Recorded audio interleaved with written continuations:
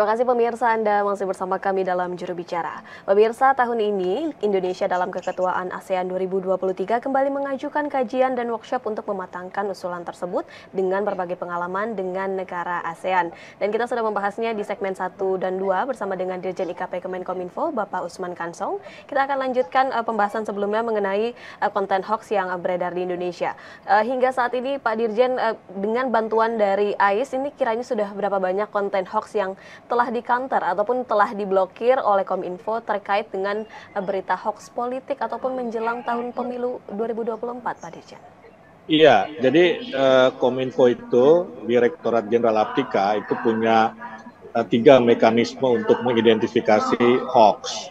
Yang pertama dengan perlengkapan alat atau mesin atau AI yang tadi Anda sebut, Bilkis, AIS ya, Automatic Identification System.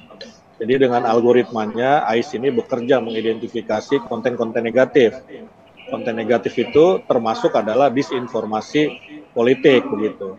Nah, kemudian juga ada tim yang kita sebut Cyber Patrol Team atau tim patroli siber yang bekerja 24 jam dalam 3 shift. Ini manusia ya, bukan mesin. Kalau tadi mesin, ini manusia yang memelototi lah ruang digital. Kalau mereka menemukan konten negatif di media sosial termasuk disinformasi politik, maka mereka akan identifikasi.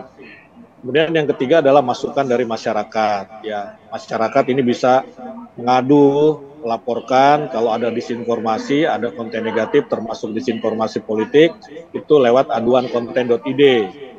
Nah, kalau kita menemukan disinformasi politik melalui 3 mekanisme itu, maka kita identifikasi dan kemudian kita akan meminta platform untuk men-take down, apakah itu Facebook, Google, Instagram, TikTok, dan seterusnya begitu.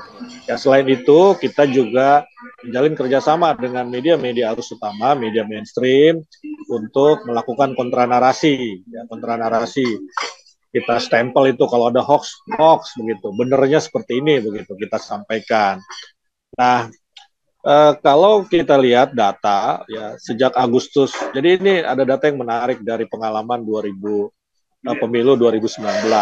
Jadi pada Agustus 2018 itu jumlah hoaxnya itu hanya 14 ya, Agustus 2018. Tetapi pada April 2019 itu pas pemilu kita, itu hoaxnya, hoax politik meningkat menjadi 277, peningkatan yang luar biasa dari sisi persentase. Itu yang berhasil kita identifikasi disinformasi politik. Tetapi kalau sejak 2018 Agustus 2018 hingga 14 Februari 2023, kita Kominfo telah memblokir ya 11.140 hoax yang ada di ruang digital, dan hoax tentang isu politik itu jumlahnya 8,37% dari keseluruhan. Nah, jadi kita dari data-data tadi ya kita ini memang harus mengantisipasinya, agar hoax politik atau disinformasi politik ini menurun.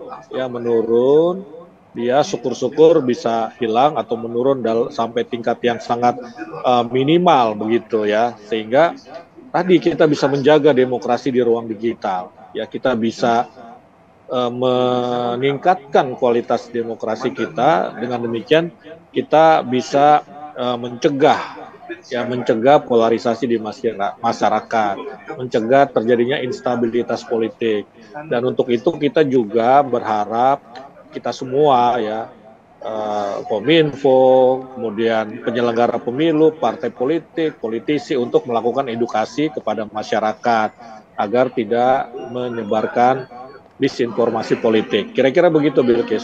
Ya, harapannya penyebaran hoax ini agar dapat segera dihentikan sehingga informasi yang beredar di masyarakat ini adalah informasi yang akurat dan juga terpercaya. Namun juga ini literasi digital menjadi kunci agar masyarakat terhindar dari informasi ataupun konten yang mengandung disinformasi ataupun misinformasi. Ya, literasi digital kita ini ada peningkatan ya sedikit kemarin, 0,0 sekian poin lah.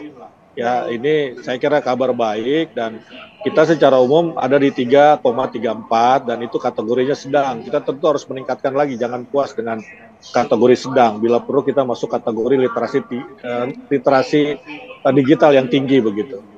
Baik, harus terus meningkatkan literasi digital agar tidak terkena paparan informasi disinformasi ataupun hoax yang beredar di tengah masyarakat.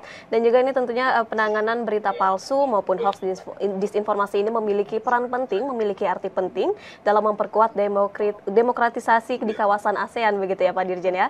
Terima kasih banyak Pak Dirjen telah bergabung bersama kami hari ini dalam tema pengawasan ruang digital. Terima kasih banyak Pak Dirjen, salam sehat selalu. Salam sehat selalu. Terima kasih Bilkis.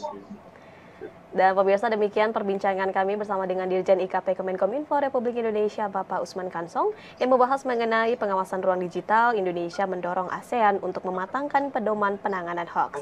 Kami akan kembali juru bicara pada pekan selanjutnya. Saya Bilkis Sabila pamit dari hadapan Anda. Selamat malam dan sampai jumpa.